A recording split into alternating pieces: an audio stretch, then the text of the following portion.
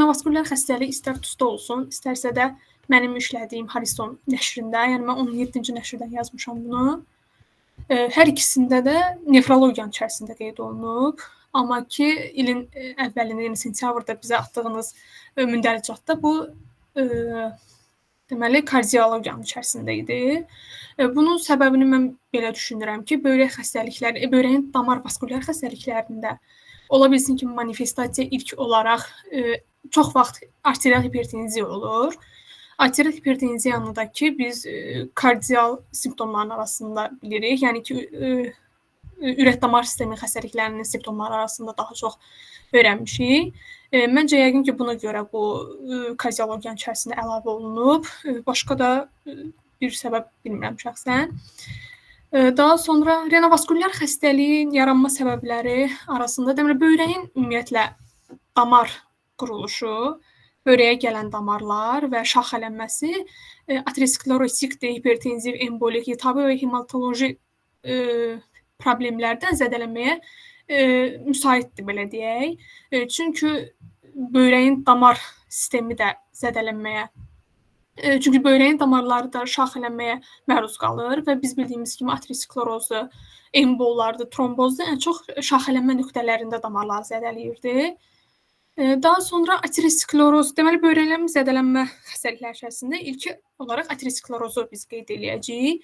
Ateroskleroz ümumiyyətlə böyrəkdə sistemik aterosklerotik zədələnmə ilk olaraq iki cür zədələnməyə səbəb olur. Mikrovaskulyar aterosklerotik xəstəlik və makrovaskulyar aterosklerotik xəstəlik. Makrovaskulyar aterosklerotik xəstəliyi bildiyimiz aterosklerozdur. Bu koronar damarlarda da qeyd olunur. Bu mezenterik arteriyalarda da qeyd oluna bilər və digər damar şaxələrində, həmçinin də mərkəzi baş beynin damarlarında da müşahidə oluna bilən bir patologiyadır.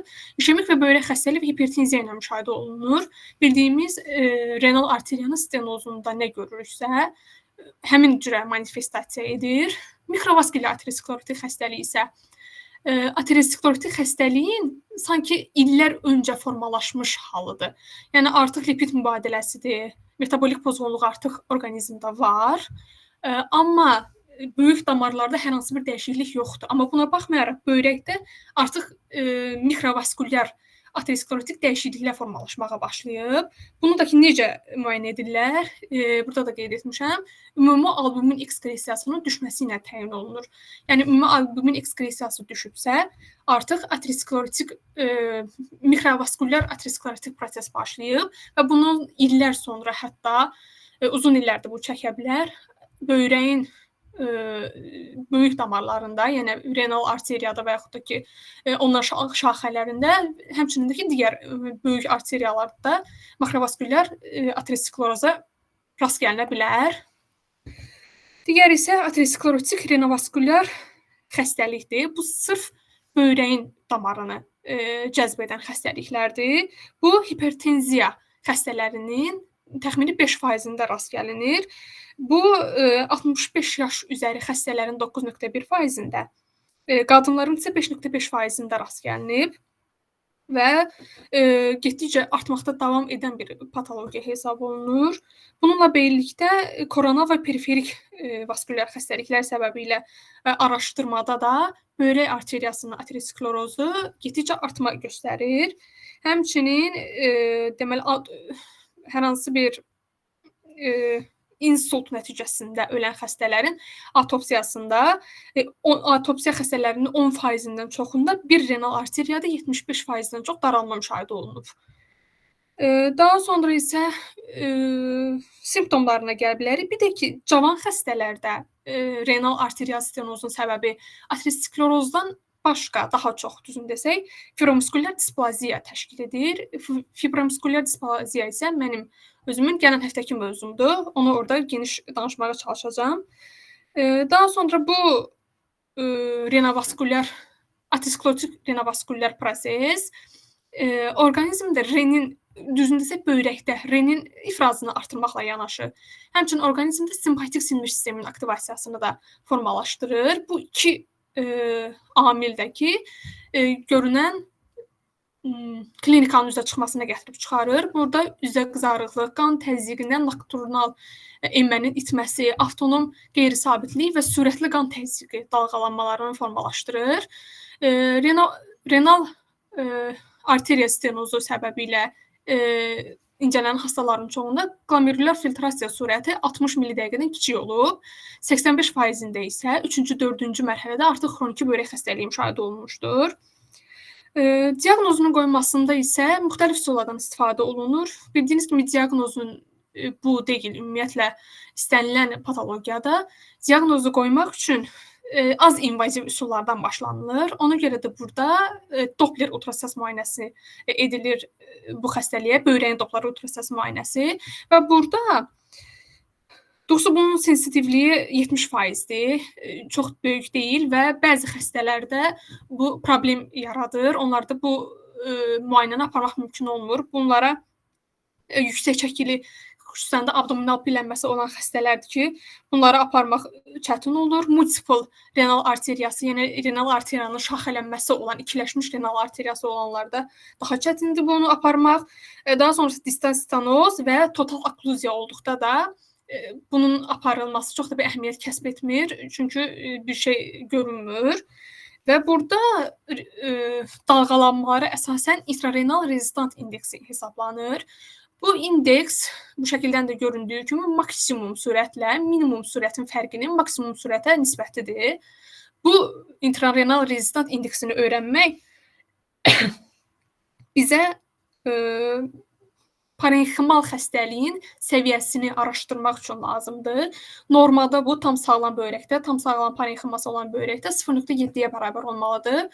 0.7-dən yuxarıdırsa artıq parenximal zədələnməni göstərir.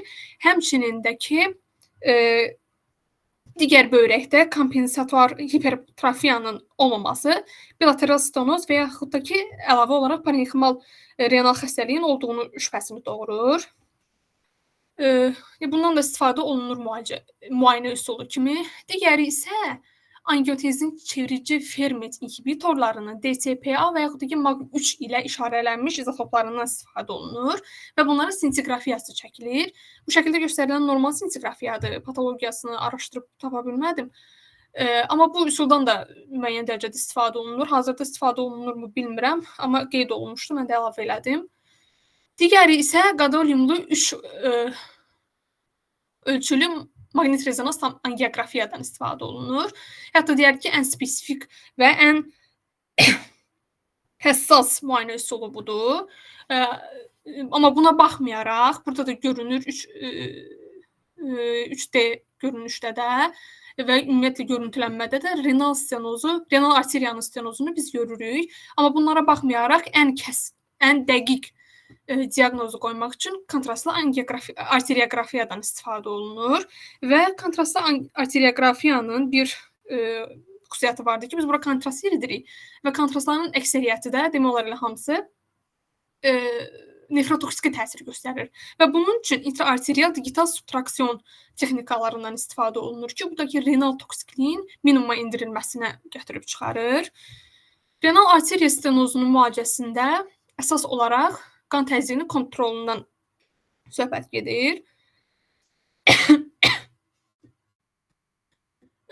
Deməli, qan təzyiqinin kontrolunun üçün angiotenzin çevirici ferment inhibitorları və diuretiklərdən istifadə olunur. İkinci mərhələdə böyrək funksiyalarının qorunmasıdır. Üçüncü mərhələ isə izlə gör texnikasından ibarətdir. Bütün bunlara rəğmən və revaskulyarizasiyadan istifadə olunur. Bu revaskulyarizasiyadan 1990-cı illərdə çox geniş istifadə olunmasına baxmayaraq, hazırda son 10 il ərzində əsasən konservativ müalicədən istifadə olunur və bu üsul seçilmir. Bunun edilməsi üçün xüsusi şərtlər lazımdır hazırda. Hansı ki, bunları qeyd eləmişəm. Burada hədəf qan təzyiqinə çatmadıqda, yəni üçlü terapiya deyilir, qan təzyiqini normallaşdırmaq üçün üçlü terapiya aparılır və üçlü terapiyaya rəğmən biz hədəf qan təzyiqinə çatmırıqsa, glomerulyar filtrasiya sürəti 30%-dən çoxdursa, maksimum dediyim kimi qan təzyiqinin kontrolsuz olması, kreatinində proqressiv artış, angiotenzin çevirici ferment və angiotenzin reseptor blokatorlarına qarşı intolerans varsa və burada bu halda kreatinin də 30%-dən çox artış və ciddi hiperkalemiya görürüksə və təkrarlanan pulmonar edem, xroniki ürək çatışmazlığı və maye yüklənməsi görürüksə, biz artıq revaskulizasiya üsulundan istifadə etməyə məcbur qalırıq. Amma fibromuskulyar displaziyada isə bu müalicə üsulları ilə yanaşı ən çox istifadə olunan da perkutant rasunlu angioplastika ki, şəkildə də öz əksini tapıb, yəni ki, balon dilatasiya üsulu deyə bilərik biz buna, stent qoyulması. Fibromuskulyar displaziyada bu üsuldan istifadə olunur müalicə kimi.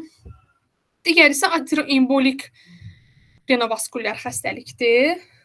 Ateroembolik renovaskulyar xəstəlik sadəcə özü ayrı bir xəstəlik deyil, bir nozologiya deyil, bir sistemin parçasıdır. Biz buna ateroembolik çox üzr istəyirəm, bir dəqiqə.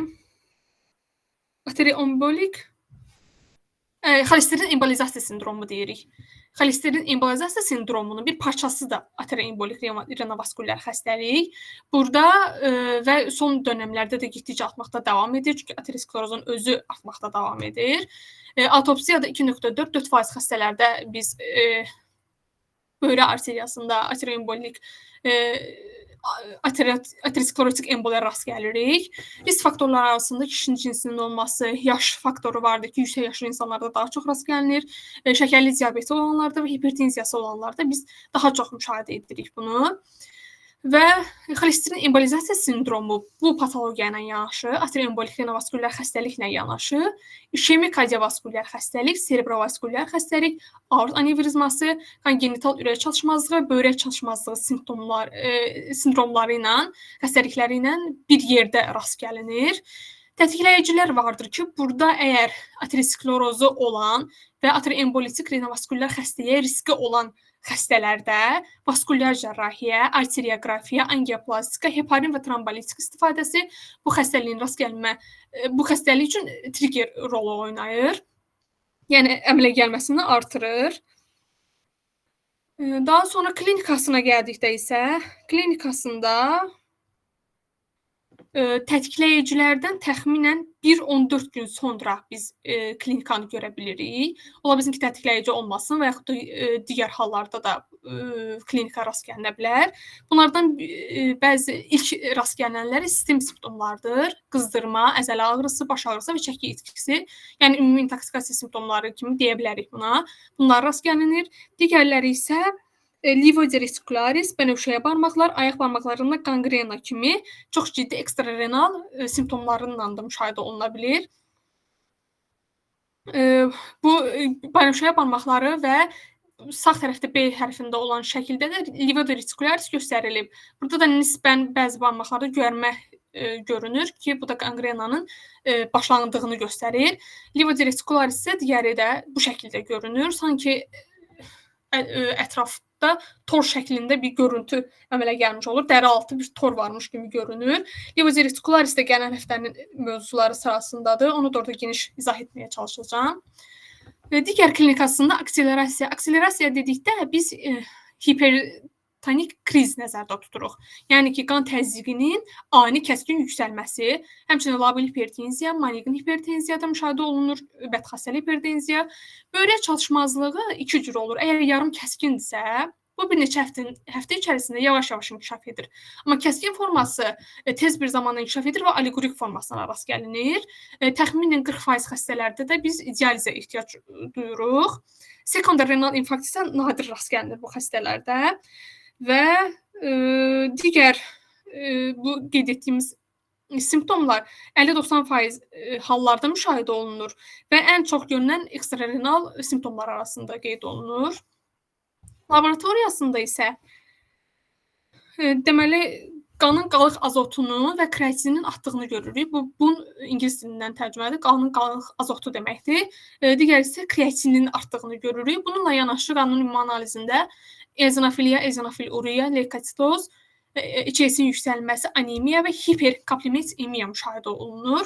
Bunlara əsasən diaqnoz qoymaq təbii ki də çətindir.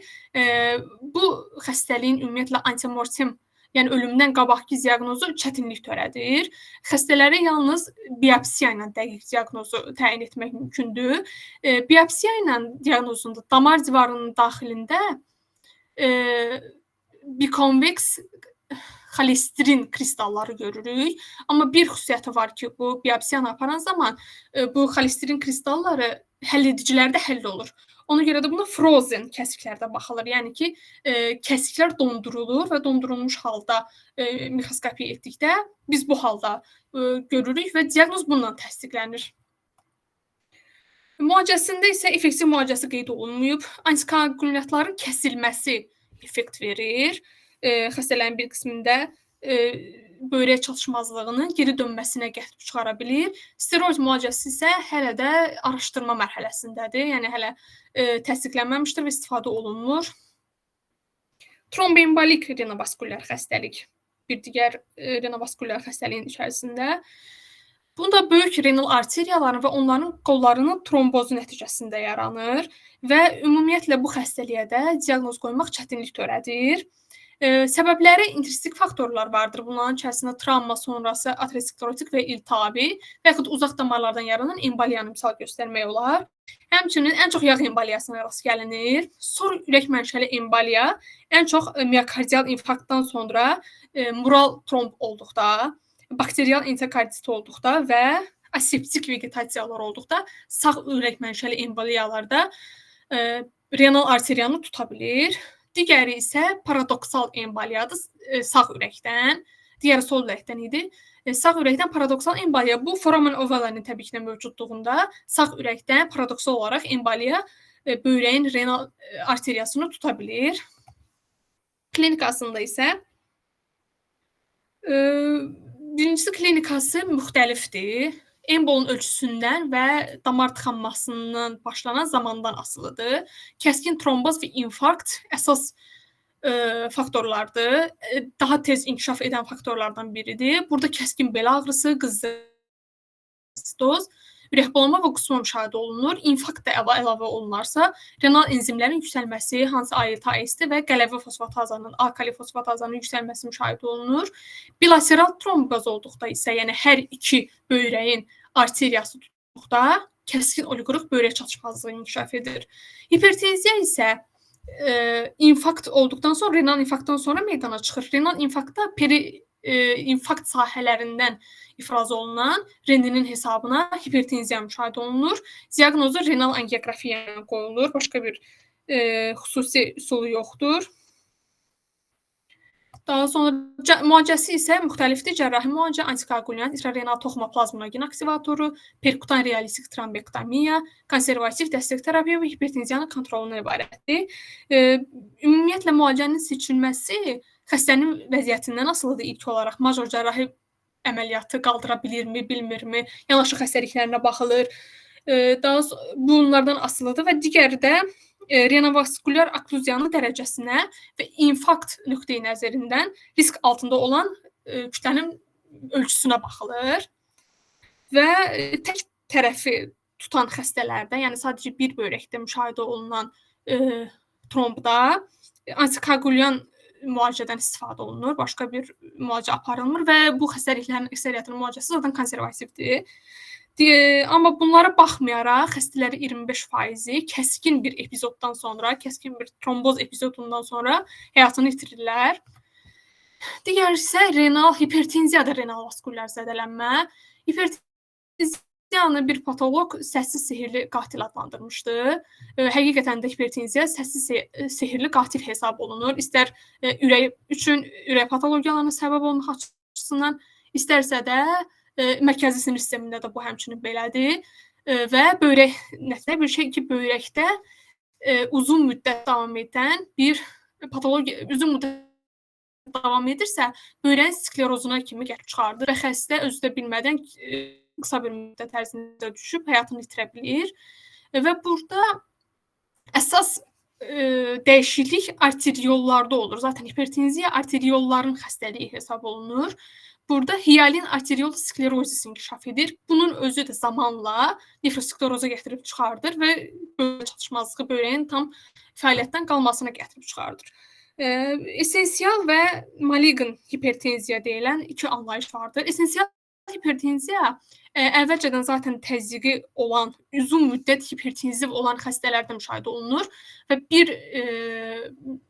nüans da var ki, qan təzyiqi 150-nin 90-dan yuxarı olur. Bu xəstələrdə heç hipertenziyaya uyğun heç bir simptom olmur. Yəni hipertenziyadan hər hansı bir şikayətləri olmur. Sadəcə rutin müayinə zamanı təzyiqlərinin bu dərəcədə yüksək olduqlarını fərq edirlər. Xarakterik patologiya afferent arteriollarda rast gəlinir. Burada öncədən də qeyd etdiyimiz kimi hiyalin arterioskleroz inkişaf edir. Bunun özü də glomerulyar tubulyar işemik zədələnmələrə gətirib çıxardır. Fiziki müayinədə dediyimiz kimi bunlar zaten təsadüfən aşkarlanan bir şeydir. Fiziki müayinədə retinal damarlarda biz dəyişiklik görürük. Retinal damarlarda alov şəklində hemorragiyalar və yaxud da ki, arteriol daralmalar müşahidə olunur. Daha sonra ürəkdə hipertrofiya, kongestiv ürək çalışmazlığı əlamətləri, serum kreatinin yüksəlməsi, mikroalbuminuriya və proteinuriya kimi simptomlarla özünü göstərir. Maliqn hipertenziya isə bizim deyimimizlə desək, hipertenziv kriz deməkdir. Bunda da yenə əvvəlcədən hipertenziyadan əziyyət çəkən insanlarda olur. Bu qan təzyiqi normal olub da birdən-birə təzyiq yüksələnlərdə bu tip, bu dərəcəli böyrək çalışmazlığı müşahidə olunmur. Qan təzyiqində ani yüksəlmə müşahidə olunur və diastolik təzyiq 130-un üstündə olur. Və burada bu proseslə bağlı, kəskin yüksəlmə ilə bağlı papillər ödem inkişaf edir. Və burada əsas simptomlar arasında mərkəzi sinir sistemi simptomları özünü göstərir. Bununla yanaşı kardiak dekompensasiya və böyrəkdə kəskin funksiyanın pozulması müşahidə olunur. Və böyrəklərdə pirə yeniyi görüntüsü, biz bunlara psixiyalar demişdik. Şəkildən də göründüyü kimi kiçik-kiçik qansızmalar müşahidə olunur böyrəkdə. Və burada 2 cür vaskulit inkişaf edir. Bunlardan biri fibrinonekroz, digəri hiperplastik arteriolitdir. Və bunların nəticəsində də glomerulyar və tubulyar dəyişikliklər işemiya və infarktda sekundərdir. Yəni işemiya, infarkt, bunun nəticəsində glomerulyar və tubulyar dəyişikliklər bunun özü də böyrək çatışmazlığına qədər gətirib çıxarır. Fibrinoid nekroz nədir? Fibrinoid nekroz arteriolların divarlarına fibrin olan eozinofillik bir maddənin infiltrasiyası nəticəsində mümkün olur. Bu birinci şəkildə hiyalin arteriosklerozisi görürük. Digərlərini isə hiperplastik üçüncü şəkildə düzün desək, fibrinoid nekrozu olan arteriolanı görürük. Bu fibrin çökür bura və fibrin çökməsi ilə yanaşı iltihab hüceyrələrin bəziləri də bura toplanması nəticəsində damar divarı qalınlaşır və damarın mənfəsi kiçilir. Bunun özü də işemiyaya gətirib çıxardır. Digəri isə hiperplastik arteriolitdir. Burada hüceyrə elementləri proliferasiyaya uğrayır. Burada hüceyrənin sayı artır. Yəni ki, hüceyrələr arası maddə deyil də hüceyrələrin sayının artması hesabına mənfəs daralır. Və burada soğan zarı şəklində bir görüntü, lezyon oluşur. Şəkildən də göründüyü kimi oxşarlıq mövcuddur. Və burada damarı daraldığından işemiya və infarkta gətirib çıxardır. Fibrinoid nekroz bəzən glomerulları da zədələyir və burada proliferativ dəyişikliklər və total nekroz törədə bilir. Digəri isə ümumi olaraq maliqn hipertenziya zamanı rast gəlinən proseslərin patofiziologiyası. Dediyimiz kimi burada mexaniki təsir, uzun müddətli mexaniki hipertenziv təsir nəticəsində damar divarının keçiciliyi artır, plazma komponentlərinin damar divarına invaziyası olur, laxtalanma faktorları aktivləşir, mikroangioplastik hemolistik anemiya inkişaf edir. Bunun nəticəsində gələn qanın miqdarı azaldığından, mənfəs daraldığından renin, angiotenzin, aldosteron sistemi aktivləşir. Bunun özü də hipertenziyaya gətirib çıxardır. Belə oldu da, yəni hipertenziya bütün bu prosesləri formalaşdırdı. Bütün bu proses nəticəsində yenidən hipertenziya yarandı və həmin bu hipertenziya yenidən damarın divarını, mənfəzini getdikcə daraltmağa davam edir. Yəni belə ümumi desək, qüsurlu dövran əmələ gəlir. Maliqn hipertenziya ən çox əvvəlcədən hipertenziyası olan xəstələrdə mövcud olur. Yəni ki, arterial təzyiqi normal olub, birdən-birə yüksələn insanlarda bu cür dəyişiklik formalaşmır. Ən çoxları da həyatın 3-cü, 4-cü dekadında mövcud olur. Əsas simptomlar nevroloji olur. Digər simptomlar isə bu simptomlarla yanaşı müşahidə oluna bilir. Renal simptomların arasında serum kreatinində kəskin yüksəlmə, hematuruya, proteinuruya, sizlikdə iritasiya leykosit silindirləri, nefrotik sindrom da inkişaf edə bilir. Və burada qısa müddətli yüksək plazma aldosteronun səviyyəsi plazmada artır, amma bu qısa müddətli olur. Burada hipokalemik metabolik alkaloz inkişaf edir. Amma bu çox qısa müddət çəkir. Bundan sonra uremik asidoz inkişaf edir və bunun nəticəsində hiperkalemiya formalaşır. Yəni ki, hipokalemik metabolik alkaloz qısa müddət mövcud olur. Müalicəsində təbii ki də hipertenziyanı kontrol altına almaqdır əsas məqsəd və müəyyən olunub ki, hipertenziyanı kontrol altına aldıqdan sonra böyrəkdə baş verən bütün bu dəyişikliklər geri dönüşümlü ola bilir. Yəni ki, böyrək əvvəlki halına müəyyən dərəcədə qayıdır. Tibbi bir acil hesab olunur ki, biz bunu təcrübi fənni keçəndə də hipertenziv kriz olaraq qeyd etmişdik, öyrənmişdik. Bütün bunlara baxmayaraq bir il içərisində 80-90% hallarda ölümə səbəb olur. Və kəskin böyrək çalışmazlığının nevroloji, kardiyak və digər komplikasiyalarını kontrol etmək üçün dəstəkləyici müalicələrdən də istifadə olunur və buna baxmayaraq 5 illik sağ qalım 50%-ə qədər təşkil edir. Yəni maliqn hipertenziv kriz keçirdən bir insanda 5 illik sağ qalım göstəricisi sadəcə 50% təşkil edir. Digəri isə sistem xəstəliklərdə renal vaskulyar zədələnmədir. Sistem xəstəliklərdən burada ikisi qeyd olunmuşdur. Hemolisik uremik sindrom və trombotik trombositepenik purpura xəstəliyi. Bütün bunların ikisi də əslində böyrəkdə bir patoloji prosesi formalaşdırır. Biri mikroangiopatik hemolisik anemiya və trombositepeniya ilə xarakterizə olunur və bunun nəticəsində böyrək zədələnməsi formalaşır. Böyrək və mərkəzi sinir sistemi zədələnmələri bu iki xəstəliklərdə ön planda müşahidə olunur. Hətta bəzi müəlliflərin fikrincə bu iki xəstəlik ayrı-ayrı nazoloji vahid deyil də bir xəstəliyin növbələşməsi kimi özünü göstərir. Böyrəyin zədələnməsi halında mikroskopik hematuriya 78% hallarda müşahidə olunur burada.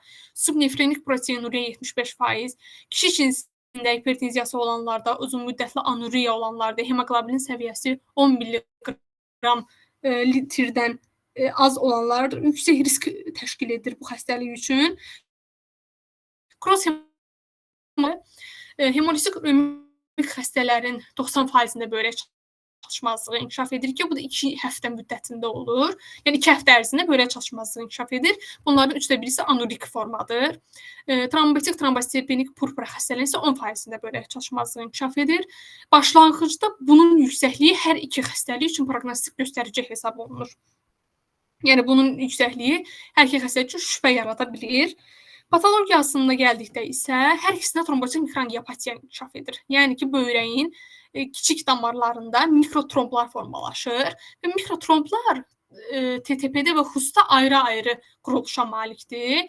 TTP-də əsasən trombosit aqreqantları üstünlüyü təşkil edir, incə fibrin təbəqə olur və bir söz yazmışdı, bunu araşdırmadım, vaxt olmadı. Von Willebrand faktoru ilə güclü boyanır kimi bir söz qeyd olunmuşdu. Kimsə bilirsə izah edər bizə də. Hemolisik uremik sindromda isə mikrotromblar əksinədir. Burada trombosit aqreqantları az olur, amma güclü fibrin təbəqəsi müşahidə olunur. Və bundan başqa bu iki faktordan əlavə, bu iki faktor damar ənfəzini daraldır. Amma bundan əlavə subendotelial hiyalin toplanması və endotelial hüceyrələrin şişməsi okluziyaya birbaşa okluziyaya gətirib çıxardır. Tam olaraq qanın keçməsini çətinləşdirir. Patofiziologiyasına gəldikdə isə glomerulyar lezyonlarda divar qalınlaşmış, glomerulyar kapillər yumaq atrofiyaya uğramışdır. Buna baxmayaraq Bowman kapsulu qalınlaşmışdır. Burada da birinci, ikinci şəkillərdə Bowman kapsulunun divarını görürük. İkinci şəkildə qalınlaşması müşahidə olunur. Kəskin kortikoid tubulyar nekrozdur. Tamamında inkişaf edir. İmmunofluorescent müayinədə böyrəyin en kəsində biz fibrinogeni müəyyən edirik. Burada fibrin yazılıb düz şəklin altında. Amma kitabda fibrin olaraq qeyd edilmişdi. İmmunofluorescent müayinədə fibrini təyin edirik və deməli damar divarında və glomerullarda C3, komplementin C3 hissəsi və immunoglobulin M-in toplanmasında müşahidə olunur. Elektron mikroskopik müayinədə aparılır bu patologiyalarda. Burada glomerular endotel hüceyrələrin şişməsi və bazal membrandan ayrıldığı görülür. Bu da elektron mikroskopik nümunədə baza glomerulu görürük ki, burada hüceyrələrin şişməsini və bəzi yerlərdə də kiçik də olsa ayrılması müşahidə olunur. Husun etiologiyasına gəldikdə isə Hus 2 etiologiyalı olur. Bir də atipik formasına rast gəlinir. Diareya ən çox uşaqlarda rast gəlinir. Bu Shigella toksini ifraz edən Escherichia coli infeksiyası ilə əlaqəlidir. Xüsusən də H7 o 157 ştamları törədir bunu. Və bu ən çox yay aylarında və payız aylarında simptomları görürük biz və proqnozu Harrisonun dediyinə görə mükəmməldir. Yəni çox yaxşı proqnoza malikdir, çox rahat müalicə olunur və heç bir iz qoymadan keçə bilir. Shigella toksini əlaqəli olmayan Hus isə istənilən yaşda rast gəlinir. Sporadik və ailəvi tipləri vardır. İnfektiv deyil, yəni yoluxucu hesab olunmur. Dərman və hamiləliklə provokasiya edir bu xəstəlik. Və bir müəyyən çalışmalar nəticəsində atipik Hus üçün alternativ komplement yolunda 2 regulyator proteinini etkiləyən genetik yaxınlıq göstərilmişdir ki, burada da 2 faktor var. Birincisi FAK-H'dır, FAK kimi ifadə olunur. Digəri isə membran faktor proteinidir ki, bunu CD46-da deyilir. Bu iki faktorda olan dəyişikliklərdir ki, hemolizik sindromun etiologiyasında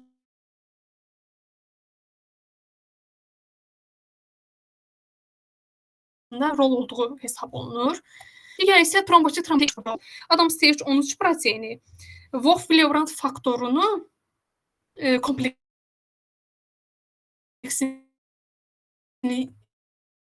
dağıdan yıxan bir protein. Bu protein deməli Wolff-Willebrand faktorunu kəsir və tromblaşmanın qarşısını alır.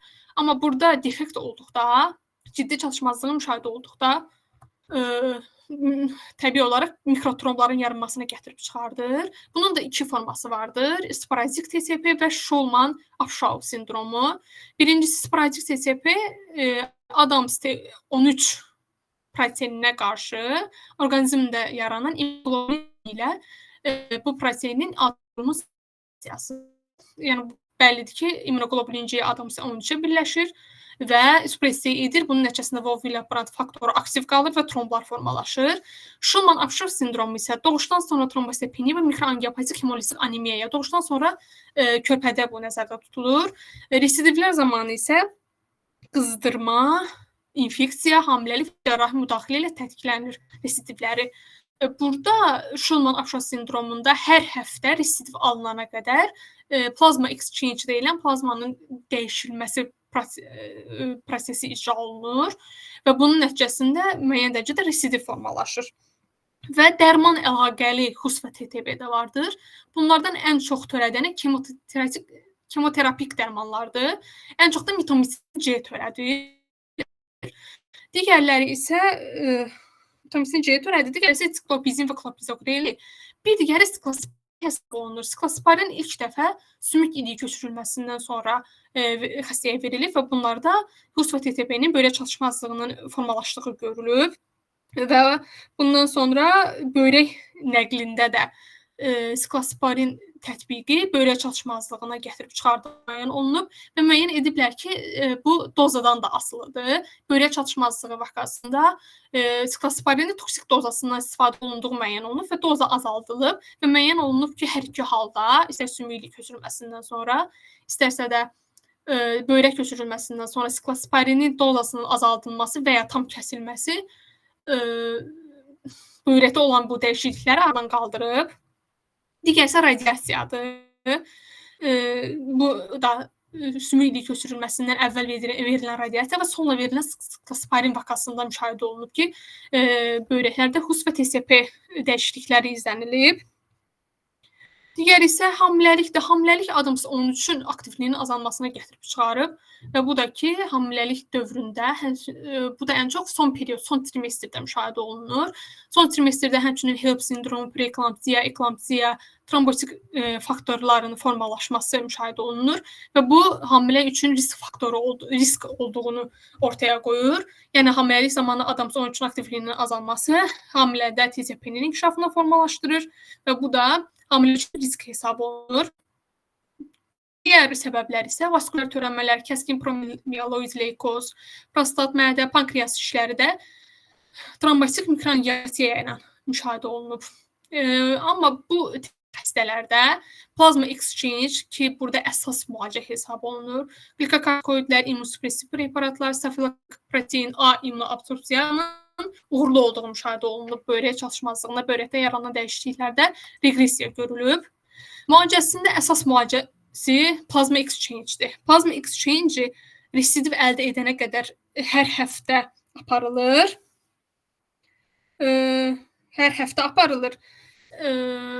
Və residiv əldə etməsi də, burada remissiya əldə etməsi üzr istəyirəm.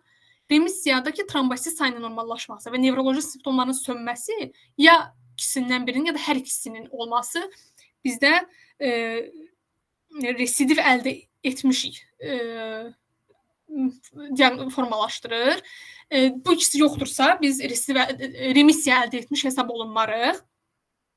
Buna baxmayaraq hemoqlobinin səviyyəsi, histositin faizi, retikulosit sayı, renal indekslərin düzəlməsi bizə remissiyanı aldığımızı göstərmir. Hətta elə ola bilər ki, remissiya əldə olunsun, amma sadaladıqlarım sonradan düzəlmiş olsun. Ona görə də biz əsas bu iki faktorun olmasına nəzarət edirik. Bu iki faktor varsa, hər ikisi və yaxud da biri remissiya əldə etmiş hesab olunuruq. Buna baxmayaraq plazma exchange remissiya əldə etdikdən 2-3 həftə sonra belə davam etdirməyi tövsiyə edirlər və bunun nəticəsində də uzun müddətli remissiya əldə edirlər, residivlərin qarşısı alır.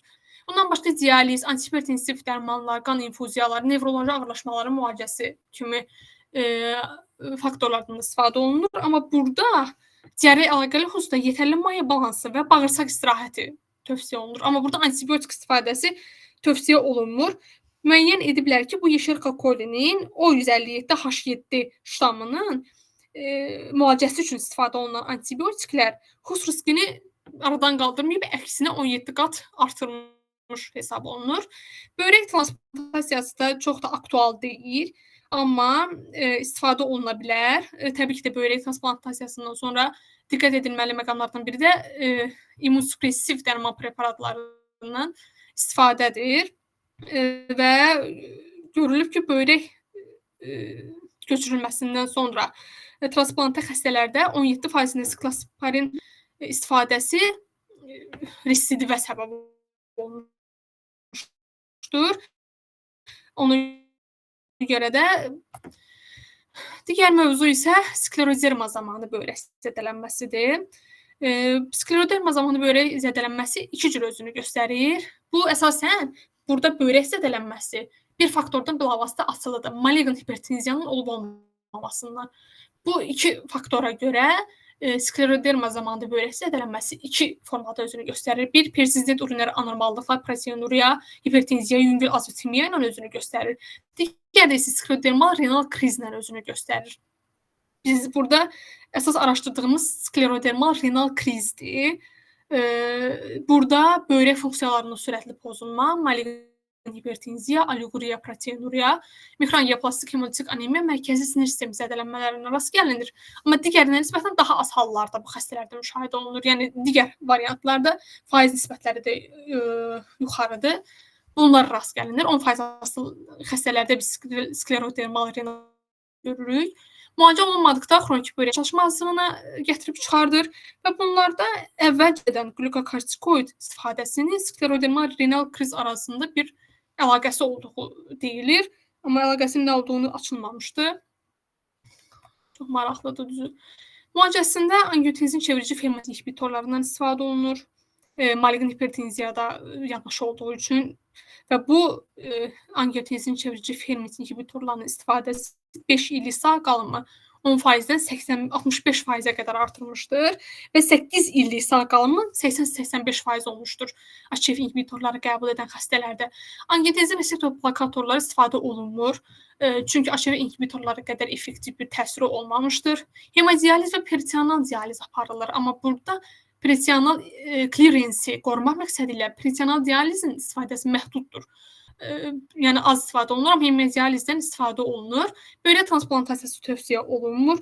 Göstərilmişdi ki, burada böyrək transplantasiyasından sonra ümumi sağ qalım azalmışdır. Xüsusən də ki, aqressiv xəstəliyi olanlarda transplantda böyrəkdə sklerozun inkişafı, sklerozun residivi müşahidə olunmuşdur. Ona görə də böyrək transplantasiyasından bu patologiyada istifadə olunmur. Digər mövzu isə oraq hücrə nefropatiyasıdır. Oraq hücrə nefropatiyası, oraq hücrəli anemiyanın böyrək zədələnməsi nəticəsində bu kiçik arteriollarda oraq hücrəli eritrositlərin, oraq şəklində olan eritrositlərin oraqlaşması müşahidə olunur. Yəni ki, sanki bir-birinə yapışması müşahidə olunur və renal medulada hipertonik və reaktiv hipoksik vəziyyət yaranır. Vazorektada qanın yavaş axını papillər nekroza gətirib çıxarır. Bu da yəni lokal infarkt hesab olunur. Funksional tubulyar defekt də bunun sonunda baş verir. Gənc xəstələrdə isə renal hiperperfuziyaya gətirib çıxarır. Renal hiperperfuziya, glomerulyar hipertrofiya, hiperfiltrasiyanın nəticəsində glomerulopatiya inkişaf edir. Bunun özüdəki proteinuria və nefrotik sindromla sonlanır. Amma burada çox maraqlı bir şey var idi ki, alfa talassemiyası olanlarda, yəni alfa globin genindəki mikrodilasiyalar nefropatiya inkişafına qarşı qoruyucu hesab olunur. Burada arterial təzyiqin dəyişilməsi də qorunur. Çox arterial təzyiq dəyişmir və daha az proteinuria müşahidə olunur alfa globulin genindəki mikrodilasiyalarda.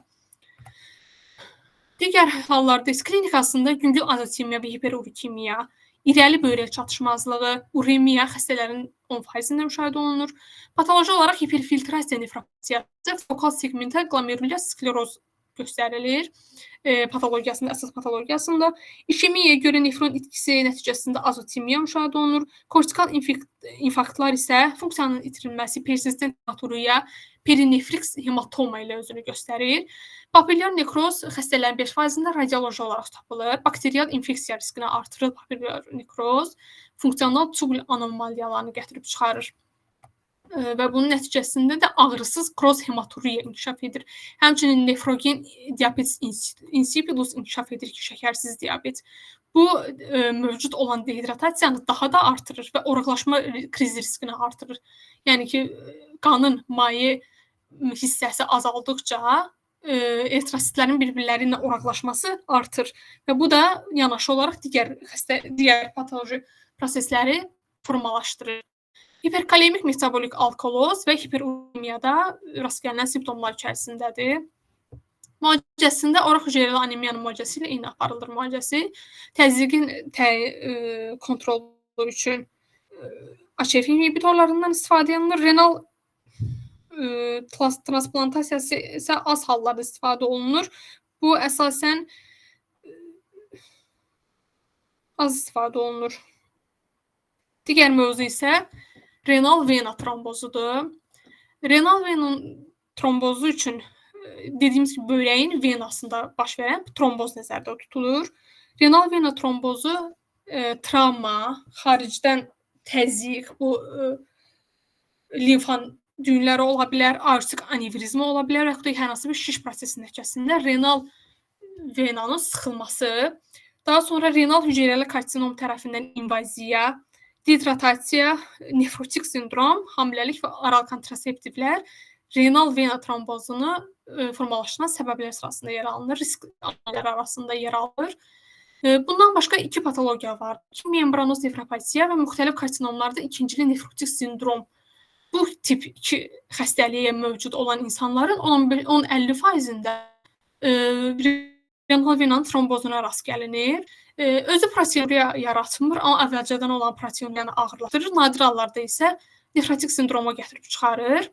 Klinikası deməli venanın daralma dərəcəsindən, venanın diametrindən də müəyyən dərəcədə asılıdır. Ona görə uşaqlarda və yaşlılarda müxtəlif klinik şəklində özünü göstərir. Uşaqlarda daha çox ani renal funksiya etkisi, qızdırma, titrəmə, lumbar həssaslıq, leykosit və hematuriya ilə özünü göstərir. Bunun da yəqin əsas səbəbi uşaqlarda renal venanın diametrinin nisbətən kiçik olmasıdır. Digəri hipovolemik şokdur. Hipovolemik şokun yaranma səbəbi isə hemorragik infarkt və renal rüptürdür. Bu iki hal nəticəsində hipovolemik şok da inkişaf edə bilir bu xəstələrdə. Gənc xəstələrdə də renal funksiyalarının ani pozulması, proteinuria və hematuriyada artış müşahidə olunur. Amma yaşlı xəstələrdə əksinə yavaş inkişaf edən tromboz müşahidə olunur. Burada tək simptom qayıdan pulmonar emboliya və hipertenziya olur. Yəni renal vena trombozu bu iki uc arasında müxtəlif spektr klinikalarda müşahidə olunur. Bəzən bu da diaqnozunu müəyyən dərəcədə çətinləşir klinikaya görə diaqnozunu. Bənzər sindroma və proksibullər asidozata rast gəlir renal vena trombozu zamanı və renal transplantasiyadan sonra müşahidə olunur bu. Və renal transplantasiyadan sonra bu renal vena trombozunu qarşısını almaq üçün kiçik dozada aspirin təyin olunur xəstələrə. Dəqiq diaqnoz selektiv renal venografiya ilə mümkündür. Angiografiya, Doppler ultrasəs müayinəsi, KT və MRT müayinələrində də ki, trombun ölçüsü, yerləşməsi barədə və stenozun dərəcəsi barədə biz kifayət qədər məlumat ala bilirik.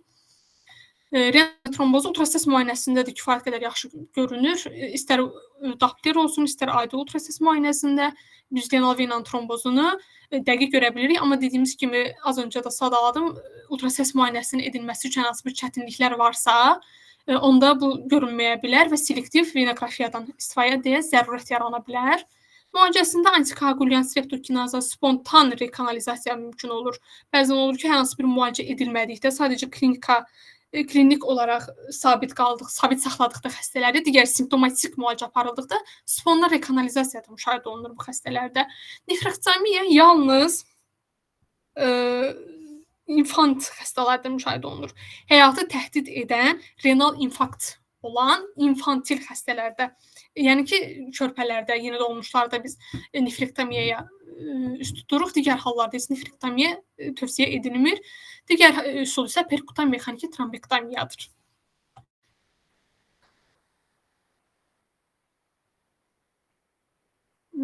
Sualınız varsa verin, yoxdursa case suallarına keçək. Məndə var suallar nəzirəm. Buyur.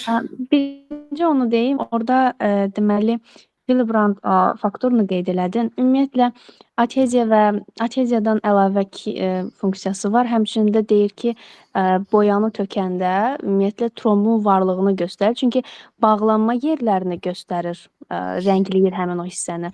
Bağlama yerlərini. Ona görə də sanki artıq həmin damarda yəni trombun olmasını aşkar etmiş olursan. Sırf həmin faktor zaten var orada. Sən də sadəcə onu sanki boyanı damcıladanda artıq onu aşkarlayırsan. Belə bir şey həqiqətən də varmış. Boyanmasını görə. Aha, hə. Onu başa düşməmişdim ki, von Willebrand faktoru ilə boyanır, güclü boyanır. Həqiqətən eləmiş. Çünki zaten trombun özünün formalaşmasında var deyə deyir ki, üstündə onun birləşdiyi hissələr var. O da damcılananda həmin hissələr belirginləşir və sən görürsən ki, həqiqətən də trombo damarda varmış. Belə bir şeymiş. Sonra deməli, sən sağ ol.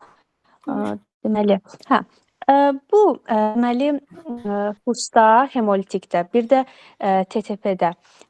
Məsələn, düzdür, orada əsas müalicə üsulu plazma exchange oldu. Amma dializdə yəni bir var idi, amma çox əl atılmırdı, düzdür, çox da seçim deyil. Bəli, əsas müalicəsi plazma exchange-dir. Çünki yeganə müalicəsi hesab olunur. Digər hallarda residiv remissiya düzün desək, çox çətin əldə olunur. Ona görə də plazma exchange-dən istifadə olunur əsasən. Evet, mənə elə gəlir ki, bu iki patologiyada dializə bir göstəriş olmaz. Yəni. Çünki kəskin, ani və oligorik böbrək çatışmazlığına gətirib çıxarırsa, o zaman dializə yaranır məncə. Yəni plazma exchange-dən onun qarşısını ala bilməzsən heç eləməz. Plazma exchange bu xəstəliklərin etiologiyasını aradan qaldırır. Amma oligorik böbrək çatışmazlığını aradan qaldırmaz. Okey, artıq ağırlaşıb dializə ehtiyac yaranır. Hə, Bəli, doğru. bəli. Aydındır.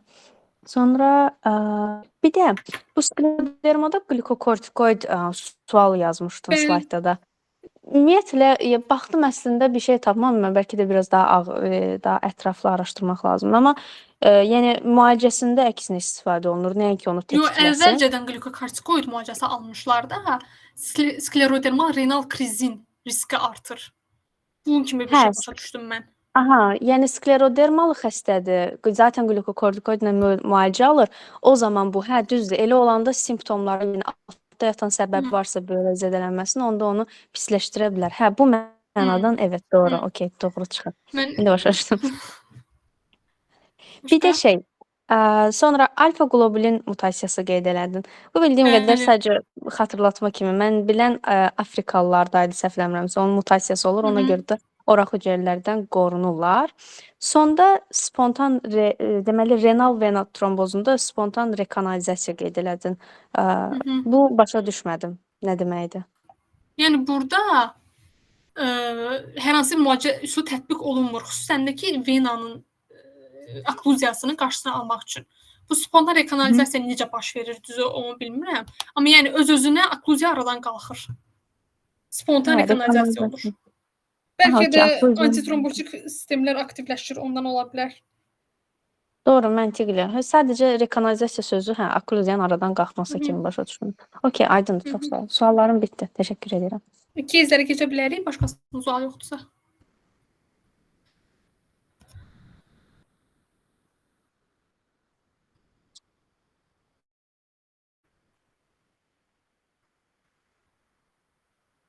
Hə, malyariyadan düzdür.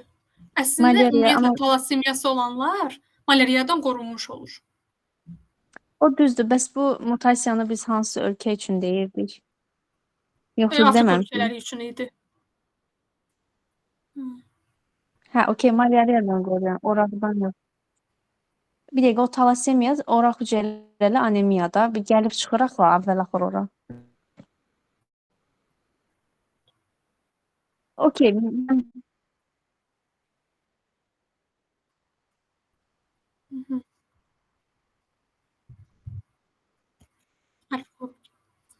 Oraq hüceyrəli anemiya əksinə onlarda daha çoxdur, yəni. Oraq hüceyrəli anemiya olur. Sadəcə bu genin mikrodelesyası nefropatiyadan qoruyur. Yəni bunu doğrusu araşdırmaq lazımdır bunu ki, niyə sırf nefropatiyadan qoruyur. Okay, aydındır.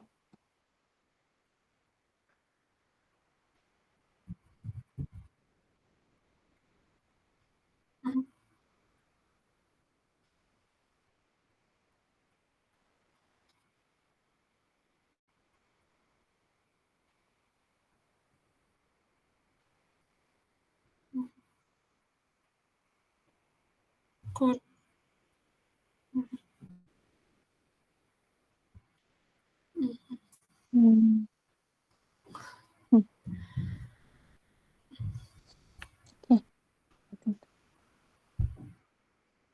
Sağ olun.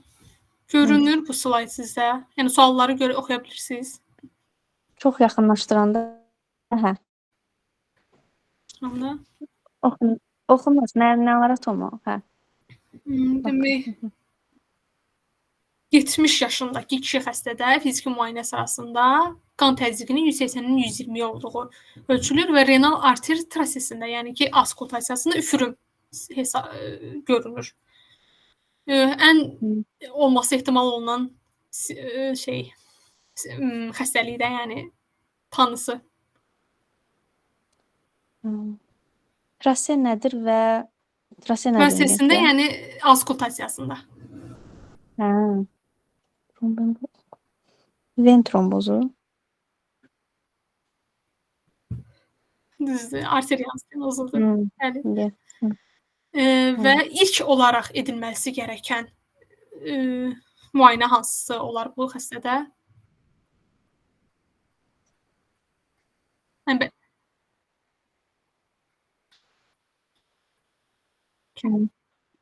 Düzdür, 158-ci sualda da zaten ən kəsin tanını soruşur. İlk olaraq azinvazivdən başlayırıq. Renal arteriyanın ultrasonografiyası, Digər hissəsində isə renal arteriya angiografiyasından istifadə olunur. D variantı 158-ci ildə. Və xəstədə hipertenziya var. Bunun müalicəsi üçün hansı dərmanın istifadə olunması daha məqsədə uyğundur? Metoprolol, hidrolazin, sodium nitroprusid, amioidipin, ramipril. Biz ümumiyyətlə hipertenziv dərmanlardan sadəcə bir qrupun adını çəkdik burada. Ramipril angiotensin çevirici ferment inhibitordur və o istifadə olunar. Aşağıdakı simptomlar hansının varlığı bir öncəki soruda sözə edilən tədavi üçün kontrindikasiyon deyil, yəni əks göstəriş deyildir.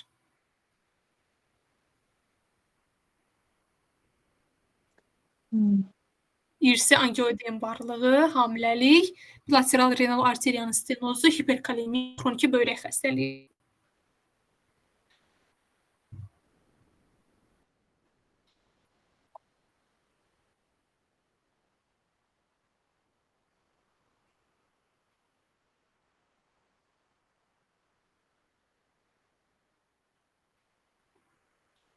Xroniki böyrək xəstəliyidir burada əks göstəriş olmayan. Xroniki böyrək xəstəliyidir. Xəstədə üçlü antihipertensiv dərman istifadə olunub və buna rəğmən pulmonar ödem inkişaf edib. İstifadə edilməsi sonraki müayinəniz və yaxud müalicə üsulumuz hansı daha uyğun olardı?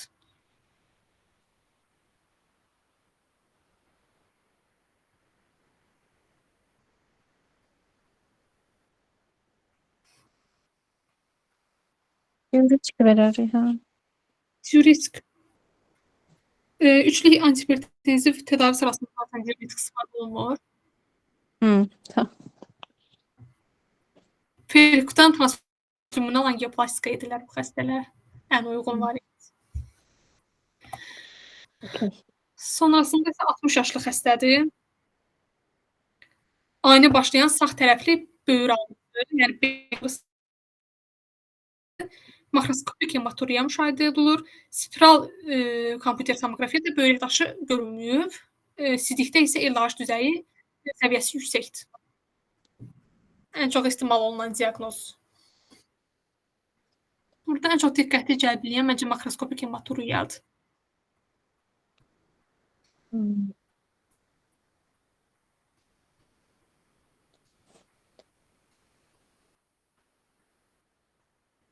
Arter stenozudur burada cavab.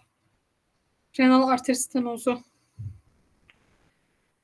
Ən çox rast gələn səbəbi renal arteriya stenozunda bunu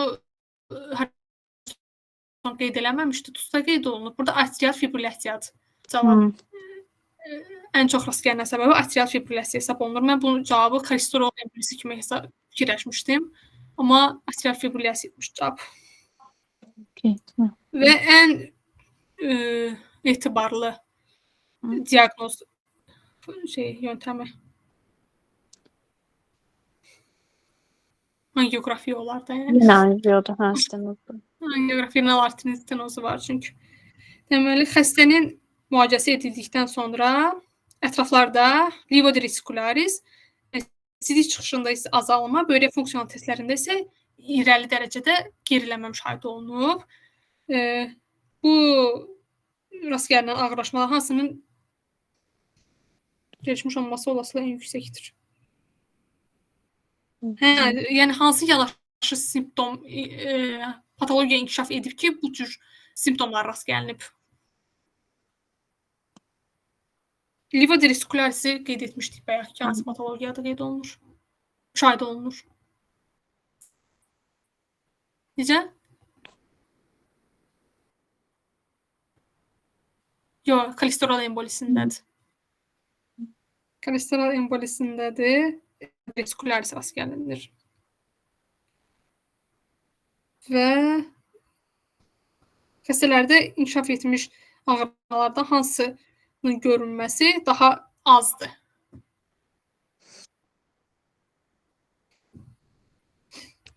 Olan komplikasiyonu bu indi kolesterol embolisi nəzərdə tutur. Əvvəlcədən renal arteriya stenozu var idi və ağırlaşma olaraq kolesterol emboliyası inkişaf etdi. və bu ağırlaşmalarda, yəni ki, kristallar emboliyasında görülən ağırlaşmada hansının görülmə olasılığı daha azdır? Bunlar kresentrik glomerulonefrit. Kresentrik glomerulonefritdir cavab. Bu biopsi şəkli göstərmişdin orada. Necə konveks başqa kristal. Yox, deyəsən bunun ona dəxli yoxdur. Yox, bu idi elə. Hə, oydu. Biopsiyada Kolesterol embolisində idi. Hə. İnkişaf etmiş komplikasiyanın aşağıdakı göz bunqanın hangisinin saptanması olasıdır? Onu da qeyd etmişdim. Amma ki, burada qeyd etdiyim kimi deyildi. Burada Hollenhorst plakları qeyd olunub. Amma bizdə alov şəklində deməli retina damarları qeyd etmişdik. Hollenhorst. Bu 154 indi dediyin şeydir.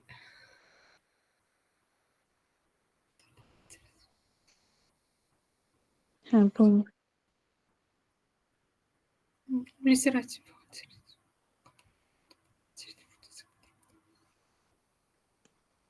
Bu da bizim dediyimizdən çıxmadı. Yoxdur. Cavab obliterativ arteritdir. Düzdür, obliterasiyası olur zaten embol tutubsa obliterativ arterit olacaq burada cavab. Biopsisində embolun görmə olasılığı en yüksəkdir. Burada bilindi hesab. Mikrodamarlarda kolesterol yarıqlarıdır. Kleft. Düzdür. Və bu da sonuncu. Buyur. Arterial fibrilyasiya renal arteriyanın stenozuna ən çox səbəb olan patologiyadır. Bu Harisonda qeyd olunmamışdı, amma TUS-da qeyd olunub. Amma bir sual vermək istəyirdim. Buyurun. Onda bizim кейsdə yəni səbəbi arterial fibrilyasiya deyil də, LDH-a bağlı böyütmənin aterosklerozdur. Renal arteriya stenozuna səbəb olan arterial fibrilyasiyadır və bu patologiyanın nəticəsində ağırlaşma formalaşır. Bəli, xəstədə ola bilsin ki, xəstə 60 yaşındadır, ateroskleroz da sözsüz mövcuddur. Arterial fibrilyasiyanın özü də çox ehtimal aterosklerotik embola səbəb ola bilən faktorların içərisində yer alır. Aydın.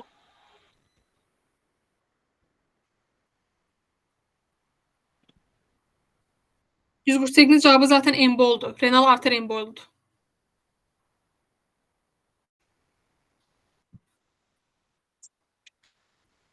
Yox, emboldur.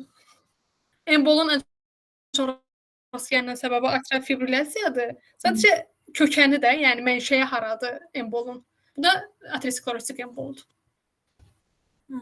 Bu da sonuncu кейsdir. 65 yaşındakı kişi xəstə 3 saat əvvəl ani başlayan çox şiddətli, davamlı xarakterli sol böyür ağrısı, çarpıntı, bulantı, qusma və az miqdarda qanlı sidiklə təcili yardıma gətirilir. Diabeti, hipertenziyası, keçirilmiş miokard infarktı var. Fiziki müayinəsində təzyiqi 150-95-ə, nəbzi 112, aritmikdir. Vücud temperaturu 38-in 2-yədir. Laboratoriyada leykosit, hematuriya, serum kreatinin, AST və LH düzeyində artış və EKG-də arterial fibrilyasiya saptanır. Ən olası tanıyı doğrulamaq üçün yapılması gerəkən ən uyğun incələmə. Angioelegenə. Renal angiografiyadır. Bu xəstədə yenə də şeyə görə arterial fibrilyasiya dediyi, stenozdan şübhələnək, yoxsa hələ yox? Stenoz və emboldan şübhələnirik. Stenoz və ya embol. Embol zaten özü də. Bəli, bəli. Okay. Embol zaten nə? Stenoz və embol. Yox, dedin ki, zaten... embol... Buyur. Sən də nə? Mən sən sözü ardın istəyirdim. Bu TUS-da yazılıb ki, arterial stenozun səbəbi. Yoxsa mən yanlış xatırlayıram deyilsə.